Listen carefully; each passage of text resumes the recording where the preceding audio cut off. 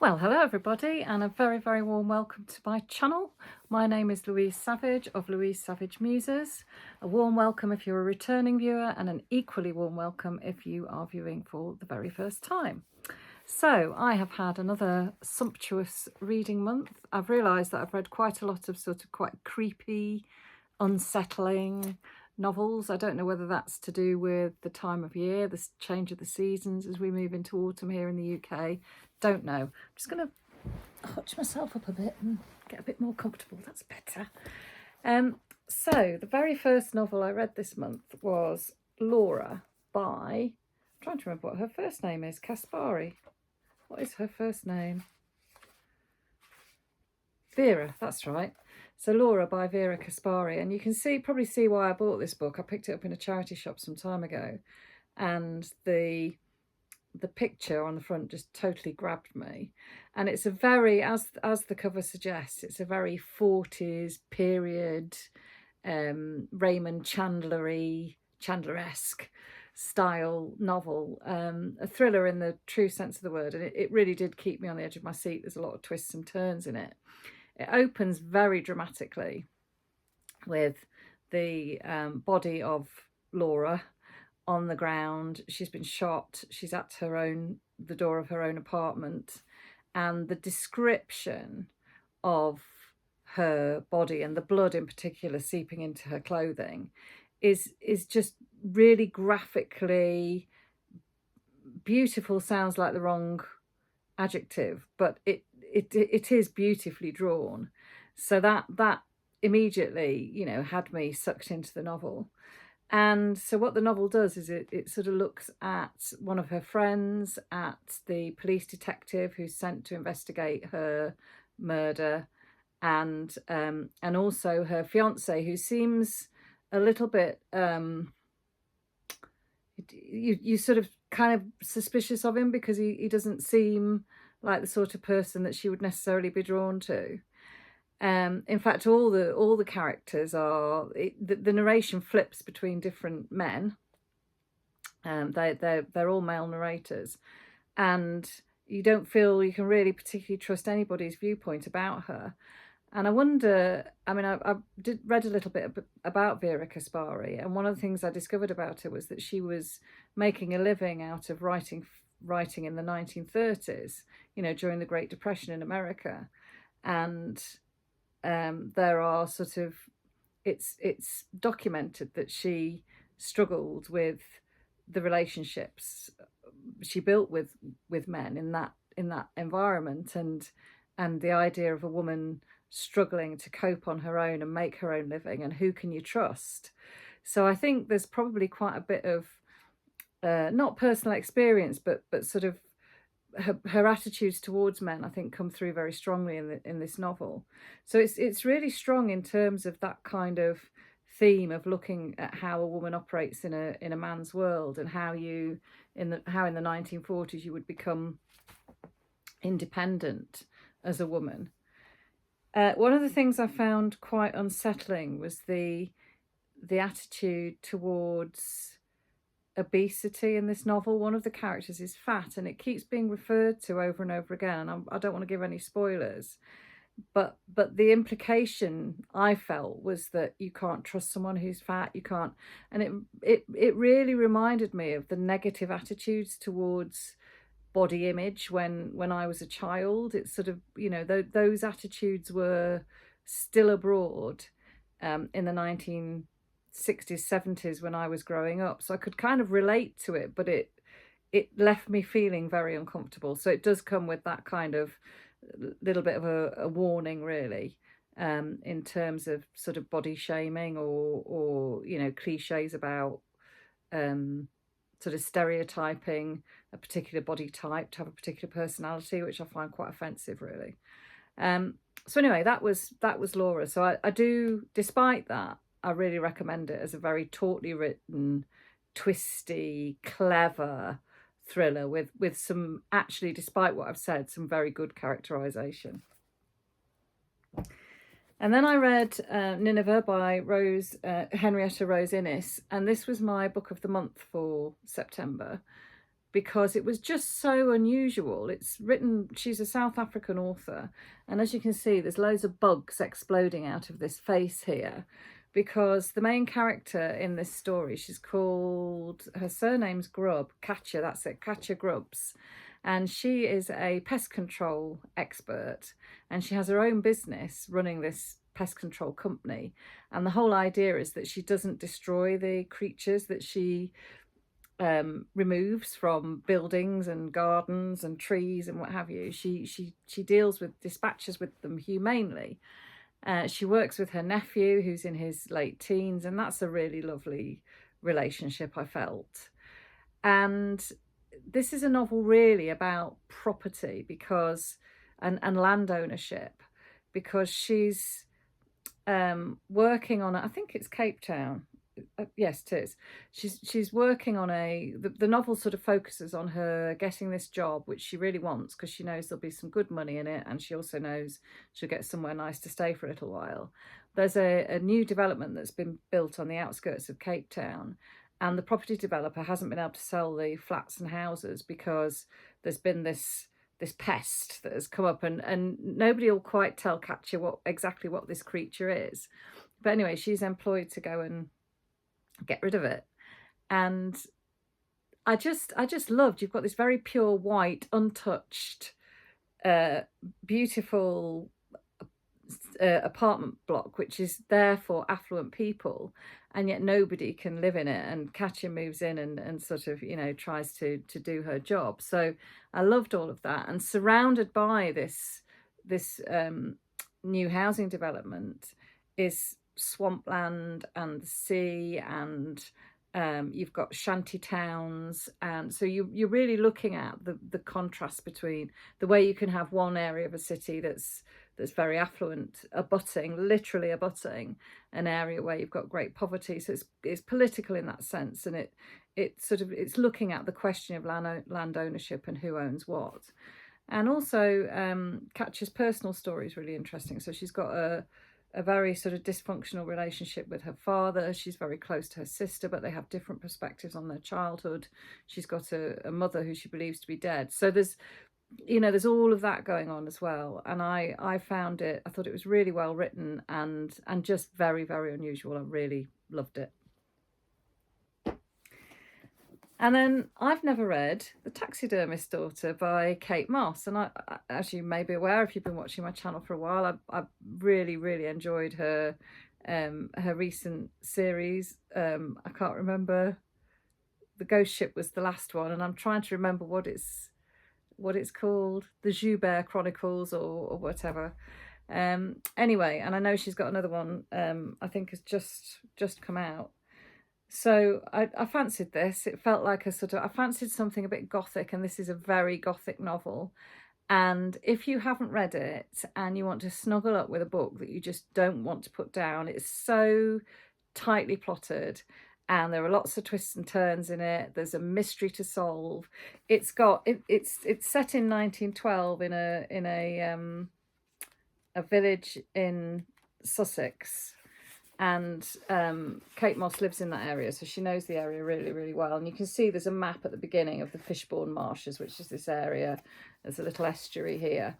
And it's a book that is full of birds and water. And, you know, in the UK at the moment, we're once again suffering from floods. So it's really, really full of that atmosphere. And it opens in a graveyard when the ghosts of the people who are due to die that year are meant to walk, and so people are observing that. And there's a murder. There's a dead body that's discovered the following day in the graveyard. So there's a real mystery to solve. And the Connie, the protagonist, I'll just double check. She's called Connie Gifford.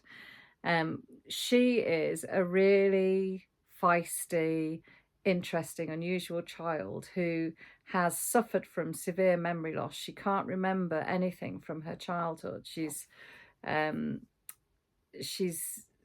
father, as she is the taxidermist daughter. Her father's a taxidermist, and she has learnt taxidermy herself and is really, really good at it. So you've also got, I mean, I find that whole thing of taxidermy really creepy and unsettling anyway. So to have a character who's seeing the beauty in it, you know, the idea of looking at a bird or whatever and examining every single feather and finding out how everything fits together. There are descriptions in here of her performing the taxidermy. So, you know, Kate Mosse must have done a lot of research in order to be able to do that really well.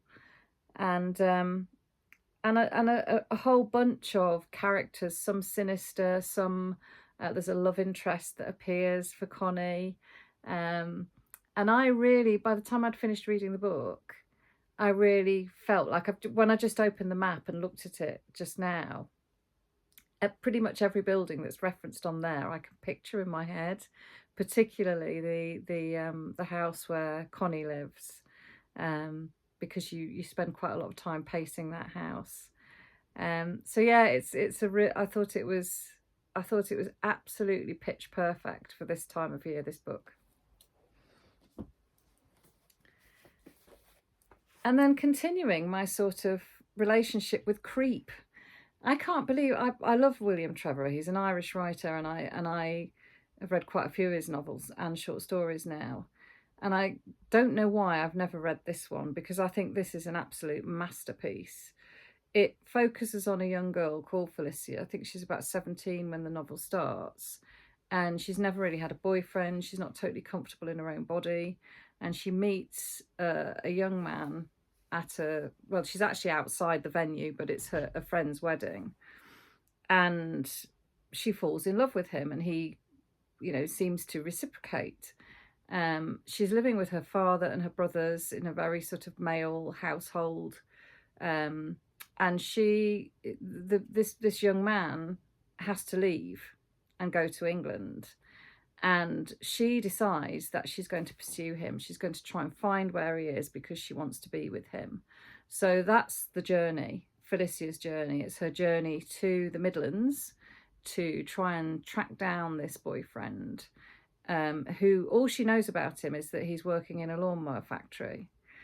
And again, I've got to be careful I don't give too much away, but this novel is very much about predation, about how, you know, a young girl on her own in a different place is prey to so many different potential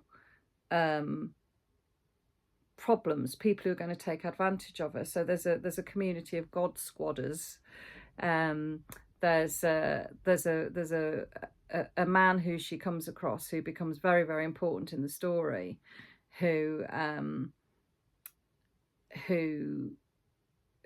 lives on his own. His mother's died. He's got a car so he can move around from place to place. And this novel is set in the 70s, so it's you know, it's also reflecting that world that I'm familiar with from my childhood. Once again, in this novel, you've got a similar sort of attitude towards obesity, and again, I found that quite difficult. So again, I don't know why I've just happened to pick up 2 books this month that have given me that little conundrum and problem to sort of mull over. But it's very twisty. It's very, the perspectives are, again, you don't know who to trust. I've got to be really, it's so difficult to talk about this book without giving important things away. But the sense of unease that is created in this piece of writing is absolutely top notch. If you've read and loved something like John Fowles' The Collector or something along those lines, it's got that same kind of just creepiness about it that again I just seem to really love in a novel. I finished off the Wolf Den trilogy by Elodie Harper as well. So this one is called The Temple of Fortuna. I read The House with the Golden Door over the summer when I was on holiday in Italy, and was a bit disappointed by it because I just felt there was an awful lot of padding. This is much, much better, I feel. I'm really glad that I stuck with it and read this final one. So this one finds Amara, the prostitute from Pompeii. She's now a freed woman. She's living in Rome at the beginning of this story, and that gave a fresh perspective. She's got connections with people around the emperor. She's living in a wealthy household, so that was all fascinating. But the novel takes her back to Pompeii, and actually I think it's a really effective description of the destruction of Pompeii, the eruption of Vesuvius and the destruction of Pompeii. So I think if you wanted to read a fictionalized account of that in 79 AD, I think you would do well maybe to turn to this book for that reason alone. The other thing I really loved about it was the way that, and again, I can't really say any more because if you've read the other two books, if I say too much more about the plot, it's just going to spoil it. So I'm going to keep quiet, because even if I say which characters reappear, it's going to give too much away. But one of the things I really, really loved about it was the character of Pliny the Elder, who, for anyone who's studied Latin at school, you'll know who Pliny is, because his Latin is very sort of concise and crisp and reasonably easy for somebody learning Latin at the beginning to follow. So he's often one of the first authors that you encounter, and he wrote his nephew, the younger Pliny. He wrote an account of the eruption of Vesuvius. So there's a very obvious connection there. But Pliny the Elder was an admiral of the Roman fleet and was involved in the evacuation of people from Vesuvius. And he's been Amara's patron.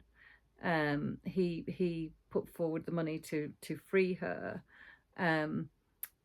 So he's been a character in the whole sort of trilogy. But I just love the affection that Elodie Harper clearly has for him as a writer. I thought that was just there's something very tender in the way that Amara views him, and I suspect that's Elodie Harper's view towards Pliny too. So I really, really appreciated that in this novel. I also read Han Kang's Greek Lessons. Now, this is a novel that I picked up because it's got ancient Greek in it. There is actually ancient Greek text. Where is it? I can't find an example of it now. That's typical. There must be some right near the beginning, I'm guessing. Oh my lord, I can't actually find any. Well, you're just going to have to trust me because I haven't got my glasses on, which isn't helping. But there are sections of this which are sayings. Oh, there we go. So we've got pathane and mathane there at the top of the page. So you get, don't let that put you off if I'm assuming the majority of you won't have encountered ancient Greek. But for me as a classicist, it was lovely to see the Greek language embedded in this modern novel. And it's a novel, Han Kang is a Korean writer. And this book, I just think it's stunning. I think it's a book for the intellect. It's brain food. It's not like anything else I've read, partly because of the use of Greek. But it's about a young woman who, and both the key characters in it are anonymized. You never find out their names. But it's about a woman. I say she's a young woman. She may be in her late 20s, early 30s, I guess. But she is grieving. Her mother's died. Her son has been removed. Her marriage has fallen apart, and her husband has been given custody of her 8-year-old son. So she's really struggling psychologically, and she joins this class where she's having Greek lessons, and she's become, well, you don't know whether it's selectively mute, but so it starts off with the Greek teacher asking her to read aloud, and she won't or can't. So she's lost that ability to communicate orally, and she's even struggling with the written language, with writing things down. And as the novel unfolds, it becomes clear that the important thing is the relationship between this pupil and her teacher. And her teacher is slowly going blind. So you've got her with her inability to speak, him losing his sight. And this novel is an exploration, I think, of communication, of how we communicate. Despite all of that, they develop this way of, as the novel progresses, they kind of become closer and closer, and their narrative voices become closer and closer. He narrates, I think I get this the right way around. I think if I remember rightly, he narrates in the first person and she narrates in the third person. Could be the other way, but they both use direct address as well, and the narrative flips between the two of them. But they almost, their voices become more and more and more similar, I think, as the novel progresses. And the other thing that's very interesting is that he spent a lot of his childhood and young life in Germany. So you've also got that sense that, does he fit in? Where does he fit in? He's sort of, you know, he's got this European influence in his life, and yet they're there looking at ancient Greek. So of course, because a lot of ancient Greek literature is philosophical, there's also quite a lot of philosophy in here too. And I really enjoyed it. I think maybe I'm missing the classroom a little bit, so it was really nice to sort of be in a virtual classroom, as it were, through this novel as well. Yeah, really recommend it. And finally, and I am so glad that I came across this book. I'll describe it as a novella. It's a very slim volume. You could almost disappear, couldn't it? And it's the Victorian Chaise Longue by Marghanita Laski. And this book is one of the most unsettling things I think I have ever read in my life. And it kind of shouldn't be. The way that she stitches this story together, I think, is so clever. There are two halves. And in the first half, it focuses on, I think she's called Melanie, who is a very wealthy, upper middle class young woman with a husband who adores her. She's just had her first child, but she's also had TB, and therefore it's been some time since the child was born and she hasn't been able to hold it or see it. So, you know, there's empathy for her because of this situation. She's got a doctor and she's surrounded by people. She's smothered. She's surrounded by people who really care for her and love her. And before she was confined with her pregnancy and her illness, she bought this Chaise Longue, the Victorian Chaise Longue of the title, the titular Victorian Chaise Longue, and she hasn't been able to sit on it because of her illness, etc., etc. She's been upstairs in the house, and the story kind of is prompted by her GP, her doctor, I think it's a private doctor, saying that he's got a treat for her and she can actually go downstairs and sit in her own living room, and she chooses to sit on this Chaise Longue. And then, bear with me, there's this most amazing piece of time travel. And again, I don't really want to say too much more, except that she comes to in this world that she recognises but she doesn't recognise. And there's a woman in the room who she knows her name, but she doesn't really recognise her. And the room that she's in is worlds apart from the room that she's been convalescing in. I can't really say any more. I've probably already said too much, I don't know. But if you have not read this, grab yourself a copy and read it, because I do not think you will be disappointed. So yeah, a very, very enjoyable reading month for me, and that joy is continuing. I'm just in the middle of reading two books actually simultaneously, both of which I'm absolutely loving. They're both quite reasonably lengthy novels, and for various reasons I've had to split my reading of them, and I'm not going to say any more because I'll tell you all about those next month. So happy reading, everybody. Let me know books that are giving you a real sort of autumn vibe, like some of the books that I've been reading. And yeah, look forward to speaking to you all again very soon. Take care.